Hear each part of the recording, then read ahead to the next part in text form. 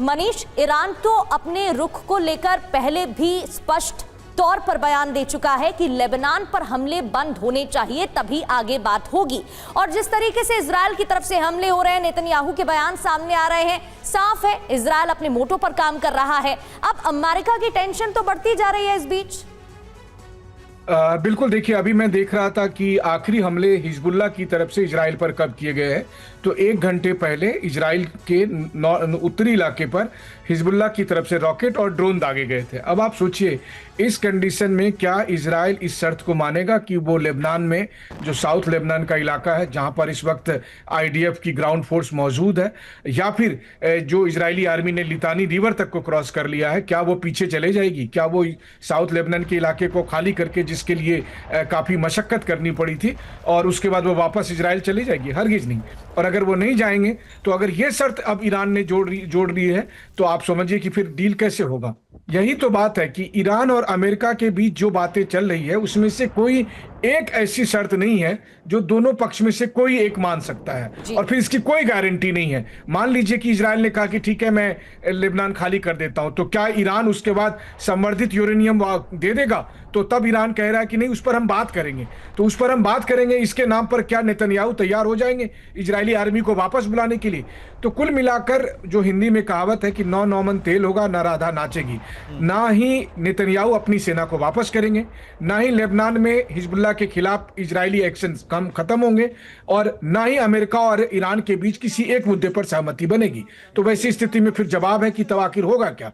Hormuz street का क्या होगा, या फिर जिस तरह से छिटपुट घटनाएं घट रही है उसमें कौन इस बात की गारंटी देगा? मनीष, और ये तो जाहिर ही है कि कोई फर्क नेतन्याहू को नहीं पड़ता है कि अमेरिका ईरान के बीच डील होती है या फिर नहीं होती, और जो इजराइल है उसका इंटरेस्ट तो फिलहाल अभी युद्ध में नजर आ रहा है। तो फिर आखिर क्यों नेतन्याहू ईरान की ऐसी जो बात है वो मानेंगे?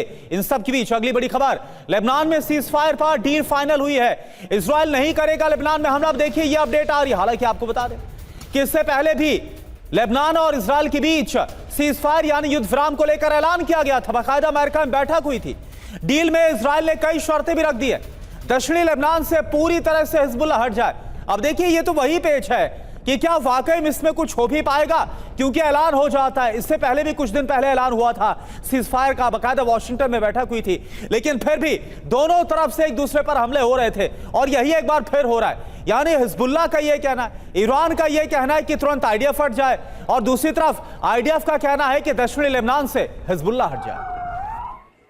तो लेबनान में सीजफायर डील हो गई फाइनल क्या? सवाल कई हैं। डील की बड़ी बातें आपको बताते हैं। हिजबुल्लाह इजराइल पर हमले बंद करे, दक्षिणी लेबनान से पूरी तरह हट जाए हिजबुल्लाह, लिटानी नदी के दक्षिण से हिजबुल्लाह हटे, ये कहा गया है। दक्षिणी लेबनान में क्या होगा? पायलट जोन बनाया जाएगा, सिर्फ लेबनानी सेना का यहां पर कब्जा होगा, किसी और का नहीं। किसी दूसरे संगठन को इजाजत बिल्कुल भी नहीं दी जाएगी। इस बीच एक और बड़ी खबर, ईरान युद्ध पर राष्ट्रपति डोनाल्ड ट्रंप को बहुत बड़ा झटका। यूएस संसद से वॉर पावर्स प्रस्ताव पास हुआ है। 208 के मुकाबले 215 वोटों से प्रस्ताव पारित हो गया है। 4 रिपब्लिकन सांसदों ने भी प्रस्ताव का समर्थन किया है। ईरान पर हमले का फैसला नहीं ले पाएंगे ट्रंप,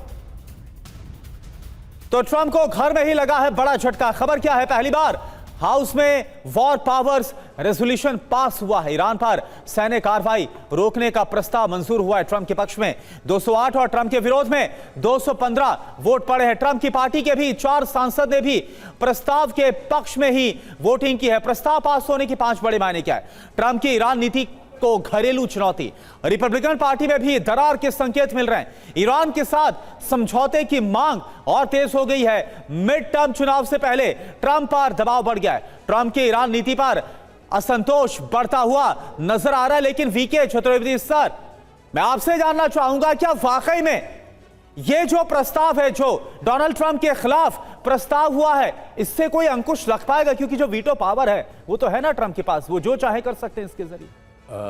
करुणा जरूर वीटो पावर है, लेकिन जब जन भावनाएं और उनके जो सांसदों की भावनाएं हैं वो उनके विरुद्ध हों, तो वीटो पावर का अख्तियार करना इतना आसान नहीं है।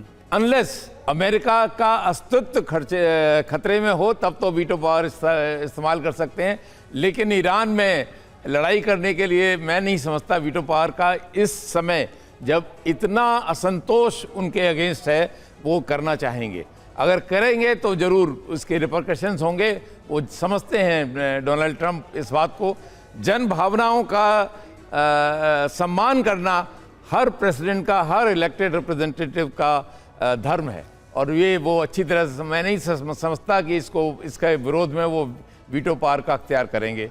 लेकिन अभी उनके ऊपर प्रेशर जरूर बना है और उनको जल्दी से जल्दी नेगोशिएटेड कोई नेगोशिएशन हल, स्पेशली हॉर्मूज में यातायात, कमर्शियल एक्टिविटी। बिल्कुल, यानी कुल मिलाकर दबाव यह है अब डोनाल्ड ट्रंप पर, और अब देखना होगा कि भावनात्मक तौर पर ही सही, लेकिन क्या डोनाल्ड ट्रंप इसको मानेंगे जो संसद के अंदर, अमेरिकी संसद में डोनाल्ड ट्रंप की यह हार हुई है। बिल्कुल, क्योंकि रिपब्लिकन पार्टी के सांसदों ने भी वोट में पक्ष में वोट किया है। बहुत बहुत शुक्रिया सर आपका तमाम जानकारी के लिए। मनीष भी आपको जानकारी दे रहे थे। हमारे दोनों मेहमानों का बहुत बहुत शुक्रिया।